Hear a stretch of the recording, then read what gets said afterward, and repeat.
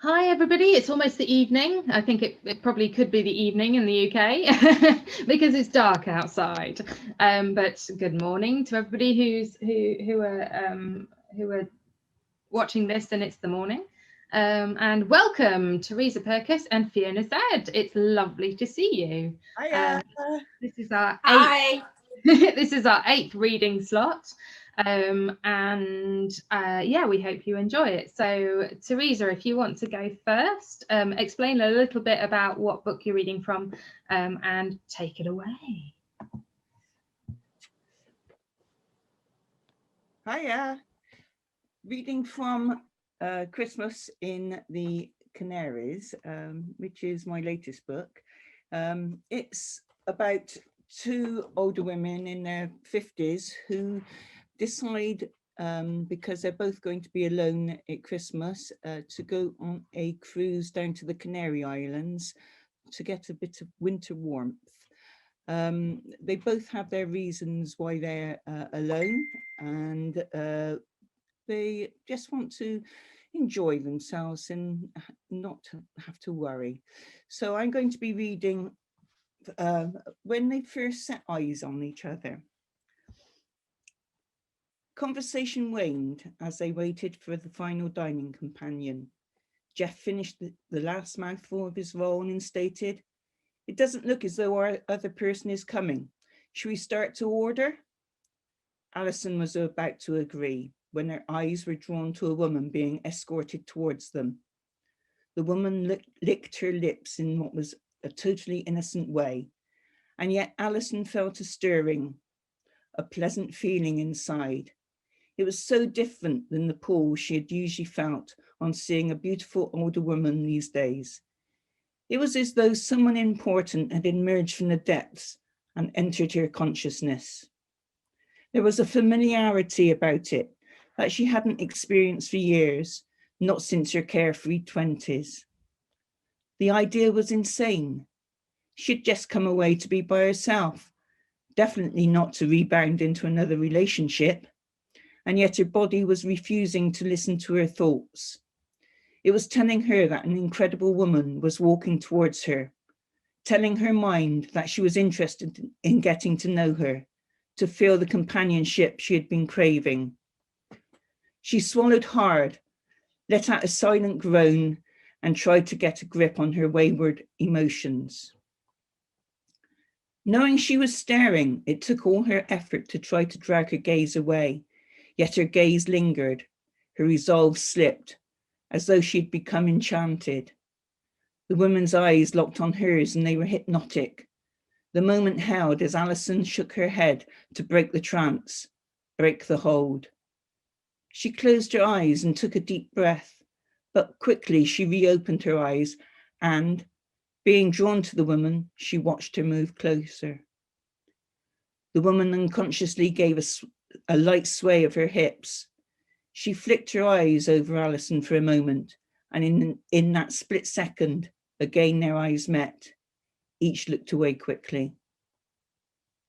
Alison felt herself being pulled into the charms of this woman, even though not a word had been spoken and no contact had been made. She has no idea the effect she is having on me. The butterflies in her stomach and how her breath came in short gasps threatened to give her away. Alison was determined to conceal the way her heart was fluttering. Her heart told her that self-control had already been taken away and that the woman was unknowingly pulling Alison into her web, to play with her emotions and then spit her out when done. She also realized that she had no desire to run away from these emotions.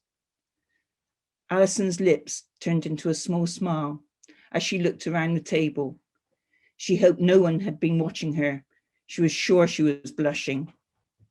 She said to her companions, I think our 6th has just arrived." "I'm very, very sorry," the woman apologized profusely as she took her place at the table. She smiled at everyone. "I must have fallen asleep after I unpacked. It feels like it's been a very long day. I hope I haven't kept you waiting. I'm Maddie, by the way." Greetings and introductions followed. Dom asked, "So where have you travelled from, Maddie?" "I'm from the West Country." "What part?" asked Alison. "Just outside Weston-Super-Lesfic," came the reply. Dom went into reminiscing mode. "My family used to spend time there when I was a nipper. We used to have donkey rides on the seafront and walk along the pier. Those were the days. I love the beach. Shame about the water." "The beach is lovely on a warm sunny day, but wintertime it's not so good," said Maggie. Jeff laughed. "Weston Super I know it well. My mum used to bring me and my sister down on the coach. We used to have a picnic of fish finger sandwiches, pork pie and crisps. So healthy." He continued to chortle. "We used to spend our time in the open air swimming pool. I used to love watching those brave people who tried to go off the top board. Never in a month of Sundays would I ever do that." Maddie replied, "The swimming pool isn't there anymore. It has had different reincarnations, but now it's empty and derelict. Recently, Banksy used it for one of his exhibitions. Such a shame that it isn't a viable asset." "Do you live on the seafront?" asked Alison. "I actually live in the village of Qstoke." "Oh, I know Qstoke, where the toll road is." "That's correct." "I live not far away," Alison stated, "in Bristol." "I don't go up there so much now. I love the shops though," Maddie replied. "How was the journey down?" Jeff inquired. "Did you go down the A roads or the motorway?" "Actually, I caught the train down. The worst bit was trying to get my case up into the carriage at Bristol. Thankfully, a young man helped me get it stowed away. The train was packed. Fortunately, I booked a seat." Alison continued to feel drawn to the woman sat next to her. She sensed a vulnerability about her. She appeared both weak and strong at the same time, as though one was a facade. But which one? Alison studied Maddie's face more than once as she was speaking. She noticed a sadness in the blue eyes, but a ready smile seemed only just below the surface. Laughter lines crinkled the corner of her eyes, as though years of joy and happiness had stamped their appreciation. Her nose appeared slightly too full to fit into her other features, marking her face as pretty rather than beautiful. Her dark hair, cut stylishly short, was flecked with grey, and the fringe hovered above her eyebrows. "I'm sorry, I was miles away," Alison replied, as she realised someone had asked her a direct question. "Will you repeat, please?" There you go. Excellent. Are you coming back, Fiona? Slowly Hey. but surely, yes. Oh wait, here I am. Oh yes. I'm back. So, Terry, we've chatted about this book before, actually, before you published it in my podcast. The two main characters are older, aren't they? Yeah. They're in their 50s, in the mid-50s. Yeah, because there's not very many books around about women in their 50s. If there is, it's an older woman and a younger woman. But I decided that as it's my generation. Well, a bit younger than my generation, but hey, you know. So yeah, that's why I decided to do it like that. Something more which I can sort of hopefully. I want to read that about older women, and so why not write about it? That's absolutely, definitely, yeah. I think it's important to write something that you're passionate about reading, because there's bound to be somebody else that's passionate about it as well. So you might as well do it. Yeah. Definitely. So they're obviously on a cruise ship, and you go on a lot of cruises, don't you? Yeah. Maddie and Alison visit places that you've visited. Every single place they go to, I visited, apart from one, and that's when they go off on their separate ways. And that's when they're in Morocco on the way down to the Canary Islands. And I've been to one of the places, but Maddie goes off to Marrakesh. And a cruise a couple of years ago, my dining companions, went to Marrakesh whilst we went to this other place. And on the cruise I went to in this winter, January, February, March, a couple of gay guys went to Marrakesh who I got friendly with on board the cruise, and they told me about their experiences in Marrakesh as well. So I had those sort of, I could understand and relate and talk about it as though I'd been there, but I haven't been to Marrakesh. Awesome. So have you got a favourite place that you've been on a cruise? Loads. This year, going up Tabletop Mountain in South Africa. Okay. It was such a lovely day, and it was just, I loved it up there, you know, it was just amazing. And similarly, I went to an elephant sanctuary as well, and so and that was just seeing all these elephants just roaming wild. It was just wonderful. Never thought I'd see it. I didn't go on a proper safari. We went on a coach sort of thing through the park, and it was just wonderful. Saw every single type of animal you would want to see, except for lions. We didn't see any lions. They didn't have any lions there. Well, they did, but they were miles and miles away. So yeah, those are my two favorite places recently anyway. Of course, the beach. I just love the beaches. But perhaps not Weston-Super-Mare Beach. Well, actually, I quit. Well, until the age of 7, went to Weston-Super-Mare for my holidays with the family. That was our 2-week holiday when I was growing up. Got the local train. Terry lives really close to me. She lives in Bristol, which is 25 miles-ish from Weston-Super-Mare. And yeah, he used to teach at my school, which is the best story ever. Yeah, so behave yourself, otherwise I'll give you detention. I'm sorry, miss. Sorry, miss.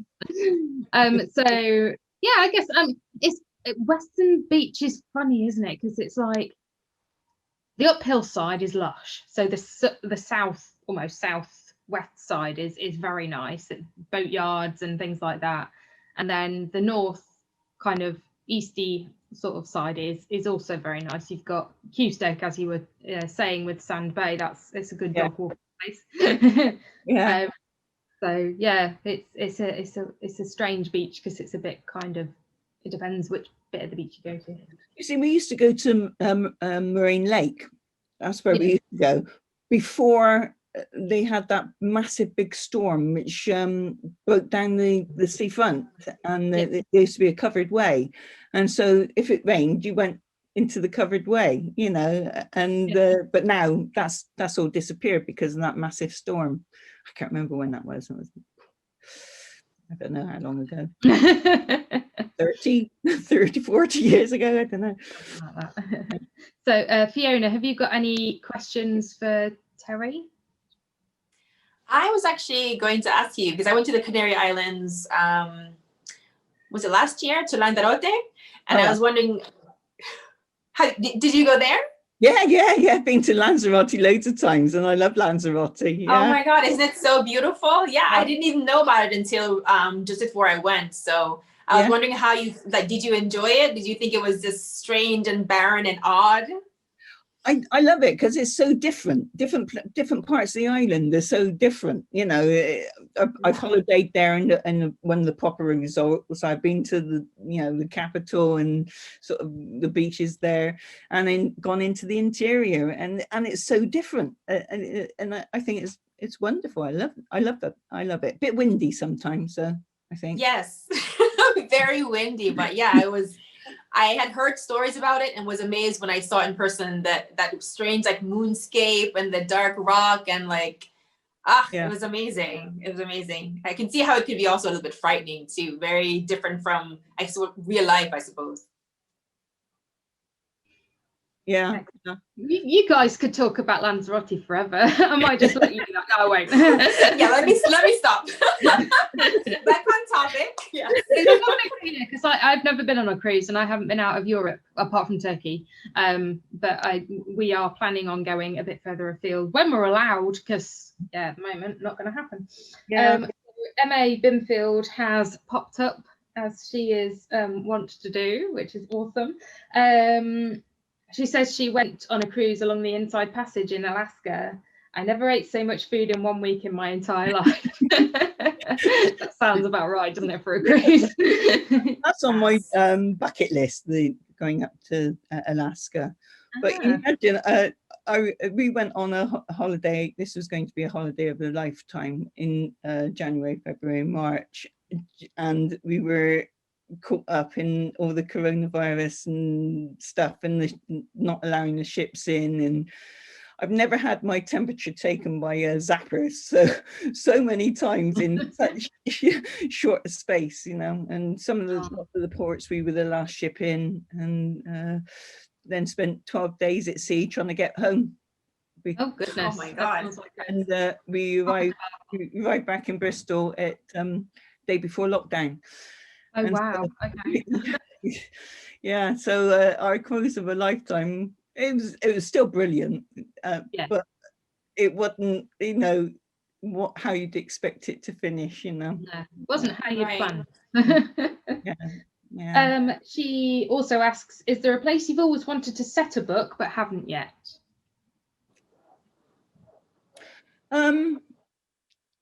I'd like to be able to visit the place if I want to set a book, so I know. And I've always thought about New Zealand myself, going, because I want to go to the museum and my wife wants to visit there as well, and so that would be an ideal place to actually go to do some research and have a holiday at the same time. So yeah, New Zealand. Excellent. 2 birds, 1 stone. Yeah. Or 2 kiwis, 1 stone. Oh, what a bunch. Another question from M.A. Binfield is, which of your characters would you most like to go on a cruise with? Ooh, I guess that's from any book that you've written. From any book I've written, I'd like to go on a cruise with Joyce Lynn from my Coming Home series, because she's got a lot of different aspects to her, but she's a kind person, a nice person, and with flaws, shall we say, but I like her, you know. I wanted, it was only going to start off as 1 book, but then I liked the character so much it just progressed, and I do like her. Yeah, she sees things in people which other people don't see. Oh, okay. And what's next for you? What are you writing? I've written the plan of my next book and the first chapter, and it's about someone who inherits half a coffee shop and the trials and tribulations which go with having someone from one person's point of view coming in and butting into the running of the coffee shop, and the other person having to do it because she's lost her job elsewhere, and she's homeless if she doesn't go back to the coffee shop and actually help run it. But she's on a proviso that she's got to stay there for a year, otherwise everything goes over to the other person, and she doesn't want that because she'll be homeless otherwise. Fair enough. Yeah, so, that sounds quite different from your other ones. It sounds quite I guess the word is quaint, maybe, like little setting. Well, no, because if you go up and down our Gloucester Road, there's loads and loads of these independent coffee shops, because it's such, you know the Gloucester Road, it's just full up with independent stores, you know. The big chains don't go there or anything like that, and so it's got its own little, each part along the road's got its own little identity. And I know there's a couple where they have different things going on in there, you know, like they might have a book reading thing, or walkers would come walk up there and then meet up there either to go on their walks or after their walks. So there's lots of potential for different characters to come in and see how it goes. But as I said, I'm in the planning stage, so we'll see. Well, it sounds like a good idea. It sounds like something I'd read. I like coffee, so that's good. Funnily enough, yeah, a lot of my books, people tend to go to cafes and stuff. That seems to be a thing, and they drink a lot of tea, mostly because my books are based in Britain and people drink tea here. I have to relay this comment from Emma Wallace. She's saying, everyone seems to want to go to New Zealand. Perhaps we should have next year's Weston-Super-Lesfic there. Oh yeah. That's fine. You organise it, mate. I'm not organising that one. Cheap flight. Find some cheap flights. Yeah, cheap. Yeah. It wouldn't be a weekend though, would it? It'd be like 3 weeks. 3 weeks of books. Otherwise, it's not worth it. Yeah. Excellent. Well, thank you very much, Terry. That was awesome to hear. And it's called Christmas in the Canaries, isn't it? And it's out now. Out now. Right, Fiona, it's your turn. You get to do a reading. If you'd like to introduce your book and go for it. Sure. Hello, I'm Fiona. Fiona Zedde, and I was going to read something else that I last minute changed my mind. So I'm going to instead read from my book coming December 8th called Femme Like Her. And it's a second chance romance lesbian novel about two women, feminine, gorgeous, love lipstick and high heels.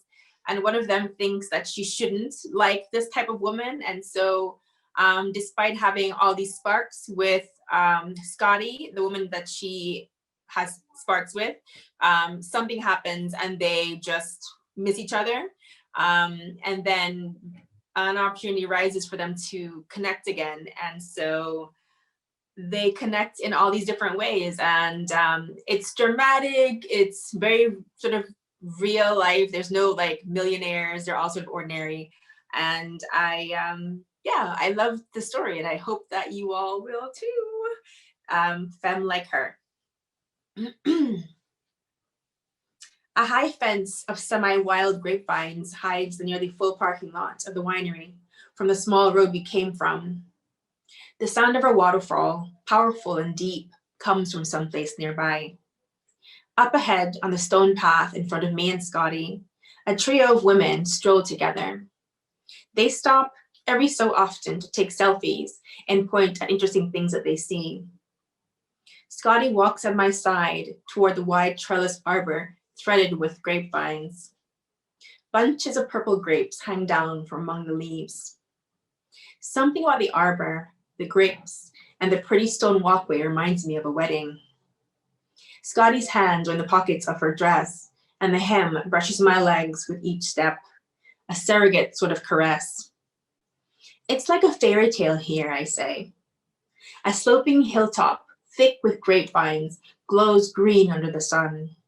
The path far ahead of us disappears and reappears as it follows the natural rise and fall of the hill the vineyard sits on.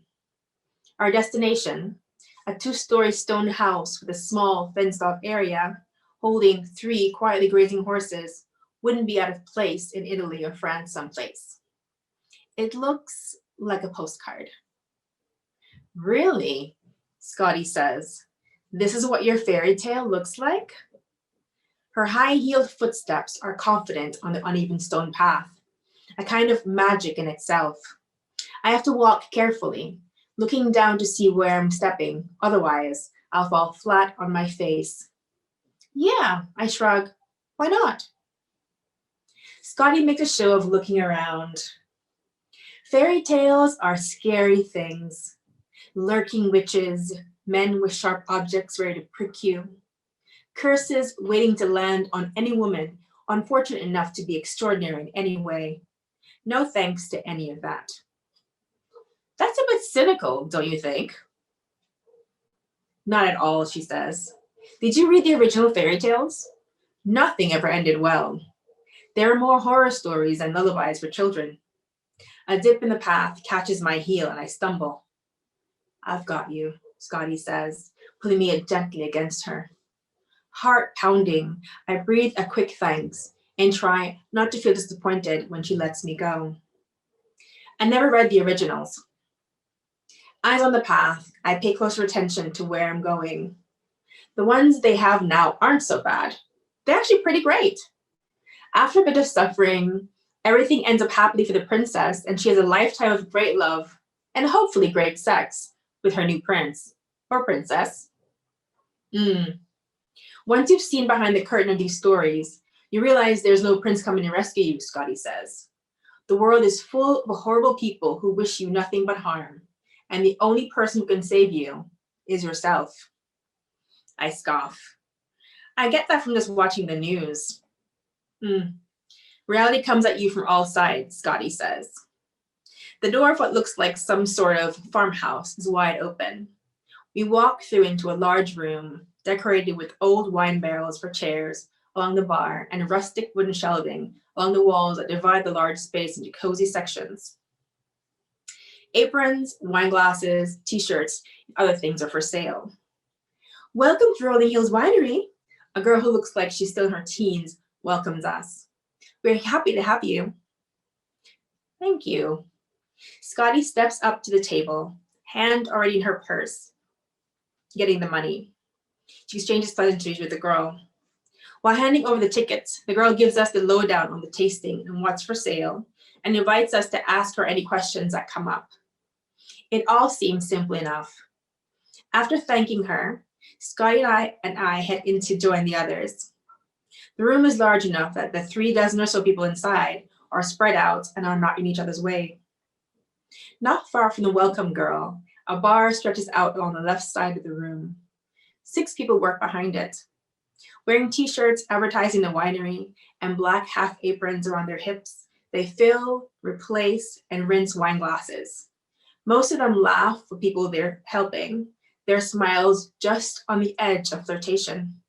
It's a nice ambiance, quiet, casual, and easy. We head up to an empty part of the bar with no wine glasses, nobody waiting to taste. Scotty leans back against a dark wooden bar between 2 stools. Elbow popped up on the bar behind her, and a teasing smile on her red lips. She gives me her complete and total attention. Are you ready? Yes, I tell Scotty, but I have to warn you, this is my very first wine tasting. Some of my friends love wine and usually invite me to go with them to some tasting or other, but I've never gone. It always struck me as being too pretentious to really enjoy. Well, Scotty murmurs, it's a good thing you're with me, a woman of experience. Her smile is decadent, and I can't help but respond to it, smiling back despite my earlier reluctance. I put myself completely in your hands, I tell her. I could definitely get used to hearing that. Good afternoon, ladies, and welcome to Rolling Hills Winery. What can I line up for you today?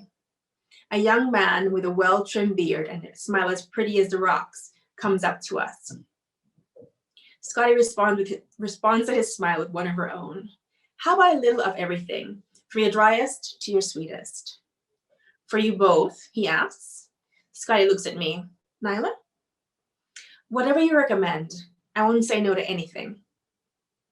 That's a promising start. Her smile of approval makes me want to do everything to please her. When Scotty turns back to the wine guy, I bite down on the inside of my cheek. Don't do this. Don't fall for her again, I tell myself. But I can say, honestly, it's already far too late. After just a few hours, I'm already right back to where I was with her a few months ago. Sprung, weak, ready to do anything she asks.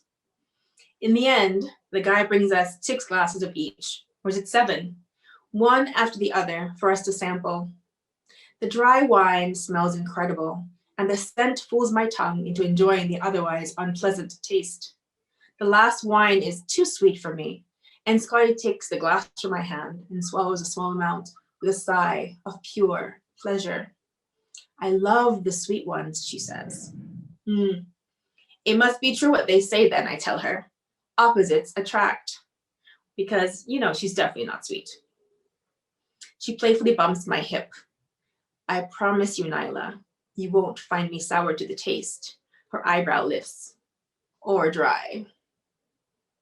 And that's it from Femme Like Her. For now. Femme Like Her. I like it. Femme Like Her, yes. I have a cover somewhere, but nowhere that's easily accessible at the moment. We'll let you off. It's a surprise. It'll be a surprise later. Thank you. Yes. I'll probably find it in the next couple of minutes, but we'll dispense with that for now. Cool. You can always put it in the comments on the Facebook live feed. Yes. Good. Thank you for suggesting that. So it's my contemporary lesbian romance out December 8th. And it's sweet with a hint of spice. It's not like crazy sexual. So it's like PG, I don't know, PG-16. Okay, that works. So I get the feeling that it's like another second chance romance. Yes, it's a second chance romance. It's almost enemies to lovers, but not quite. And yeah, like I said, just contemporary. I was trying to think of different categories earlier, but all I have so far is it's a firmly second chance romance. Cool. It's I think it's difficult sometimes to categorize your own fiction. I sometimes find it quite difficult, unless you're like making the decision, like sort of properly making the decision to use a trope. Say, okay, I am going to do this. I think it's really difficult sometimes. It is. I've been meaning to say, okay, I'm going to write a blank, blank, blank, blank sort of book, but then I just don't. It just never works out. Oh, well. Are you a plotter or a pantser, Fiona? I'm a reluctant plotter, actually. My books tend to be more interesting to me when I pants it. But if I want to actually finish a book on time, I have to plot them out. And so I've been plotting more or less for the last few years. It's like kind of sad, but I also allow room for things to come in and surprise me. So plotting with a hint of, okay, hit me, I'm ready for something interesting and different. Yeah, I started out kind of plotting a little bit because my first book was a fan fiction before I kind of changed a lot of it into original fiction. And then my second book, I properly plotted like every single scene, and I have tick boxes and stuff like that. Oh, wow. And tried really hard to keep to that plot, not deviate or let the characters do anything else, and my third book kind of went strange ways, so like bits happened that I didn't know were going to happen. My fourth book has done the same thing. My fifth book, although it was plotted, it would have been really short had I have just kept to the plot. So I think it's interesting how people's like the way that they write changes when it comes to plotting and not plotting. And evolve. I think some things work for some books and some just don't. Definitely, yeah. So we have a couple of questions. Oh my goodness. Hang on. Bev Joy says, forgive me, I have not read either of your books. They will be on my to be read list. If you have the choice, which celebrity would you choose to narrate your book? So I guess the one that you've read from. Oh my gosh, Terry. Don't ask me to help. Bristol. They got to have a Bristolian accent, and there's not very many celebrities with a Bristolian accent. Yeah, that's an interesting question. Thank you, Terry. I don't know. My first impulse is to say Queen Latifah because I just love everything about her. Yeah, and then of course her singing voice is amazing, but that might not be the way to base a narrator, based on a good narrator. So I'll just stick to her. So Queen Latifah, she's amazing. Yeah, she's just awesome. So that's it. Yeah, Queen Latifah. Awesome. Let's have a look. Dun, dun, dun, dun, dun, dun, dun, dun. M.A. Binfield says that she's over 16, so she's allowed to buy it. Yes, definitely. Can It's I ask spice you, light, I promise you. It's like not anything too out of the ordinary. Just a few like sex against the door scenes. That's about it. Fair enough. can I ask a question? Yeah. Yeah, she can. Go for it. Do you live near a winery? Do I? I think I live there, a thousand of them right now. Yeah. But we're in Madrid, and so not a very far drive is what is it? The Rioja region. I could be totally wrong, but I feel like whenever we're driving around, it's like, oh, there's a winery over there, and there's a winery over there, and wine here is cheap, but also really good wine and cheese. So yeah, I could probably drown in wine if I just went a mile or two here or there. So what's your favorite? Which is nice. My favorite, I love Merlot, but I'm really enjoying what they call it, Crianza right now. I think that's called, right? I have to say, I love reds. All right. Okay. this rabbit is called Merlot. Because my character Anna in my first book gets given one of these as a gift, and she calls it Merlot because it's her favourite wine. So there you go.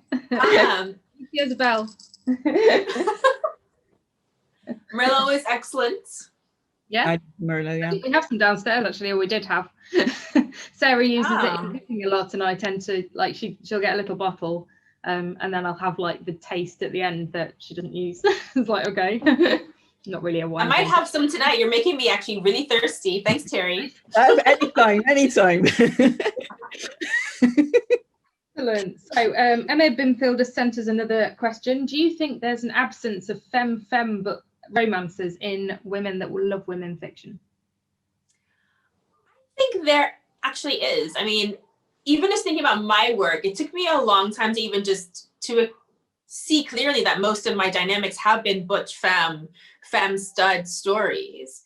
And even though even in the stories that aren't explicitly stated, there's always one who's like doesn't really wear high heels, and the other one who's, you know, lipstick and femme and totally like, you know, stereotypically feminine, and the other one who's just, you know, tool belt and, you know, pants with lots of pockets kind of person. So yeah, I think there is a lack of femme romances. And I remember one of my readers from a couple of years ago mentioned that she really wanted to see a femme book out, and that made me think about just what was available in terms of even just in my own fiction. Yeah, definitely. I have 3 femme books out, so it's fine. Hopefully there'll be more soon. So you've previously written superhero type stories? Yes. Yes. If you were a superhero, what superpower would you have? Oh, I answered that question once, but it wasn't a very PG-13 answer, so I'm going to skip that and then go to flights. So the ability to fly. The ability to fly, yes. It would be cheaper to get places when I want to travel, for sure. That's the first thing. Good thinking. What about you, Terry? If you were a superhero, what special power would you have?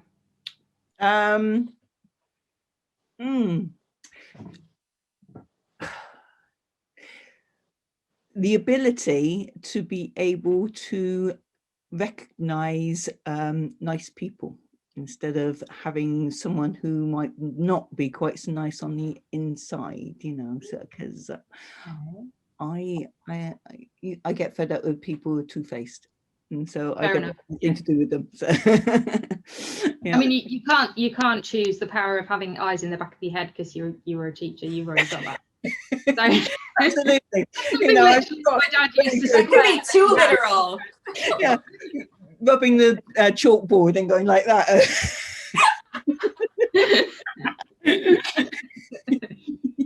Chalkboards. Do you remember them? Yeah, the wooden dusters. Yes, I got quite good at the flicking those until then they brought out these really lightweight ones, and you go to post. Couldn't go anywhere. Oh, fail. We had a teacher, didn't we, that used to throw her shoes at people. Do you remember? Yeah. That was my tutor. Yeah, that kind of thing doesn't happen anymore. Happened for years, and yeah, That's a good thing. no, I'd never do that. No, I never did it. M.A. Binfield would like the non-PG answer to the superhero question, Fiona. My answer was to give people spontaneous orgasms.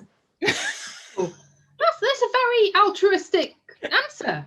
That's what I'm saying. Like, that's what I want to be. I want to be like, you look tense. I want to give you this moment of happiness. But to me, 30 seconds of happiness. The thing about an orgasm is that that's not the whole thing, is it? That's true. Build up it's like chasing, something. It's like the journey to somewhere. I guess it's like a cruise, isn't it? Well, journey with the dinner and the entertainment, all of that is part of the journey. And yes, I agree. It is a journey. I did that. Yeah. Gosh. Let's see if there's any more. Let's see if there's any more. Oh yeah, we've told you. We've told you what the non-PD. They're all complaining that we haven't, but they're like 30 seconds behind us. So we've told you. It's great. Blah, blah, blah, blah, blah, blah. Yeah. So I mean, here's one from Brenda Murphy. Hi Fiona. Would you consider writing a femme? Would you consider writing a femme/gem gothic romance? Does gem make sense, or maybe she's got? I have no idea. Teach me. What is this gem business? Maybe it's femme gem, GEM. I'm guessing she might have done a typo there. Gothic romance, anyway. Asking for a friend. Grin. I would definitely consider it. So yes, I was team femme, and yes, gothic with lots of gowns, and yes, I would love it. It would not be PG-13 at all, not even 16. It would be very, very dirty. Excellent. Well, that's all we've got time for. I need to go and have my tea. My wife is making tea. It's going to be so yummy. I'm so excited. So time for Merlot. Pardon? Time for Merlot. Yes, time for Merlot. Thank you so much. It's been a good giggle having you both on. Cheers, Jen. Teresa Purkis, and we will see you after dinner, after I've had my dinner, for 2 more readings. Guess who's reading?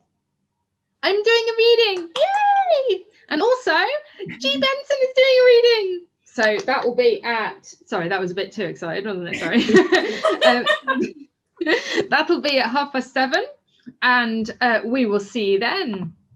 Bye. Okay. Bye, cheers. Bye. Bye.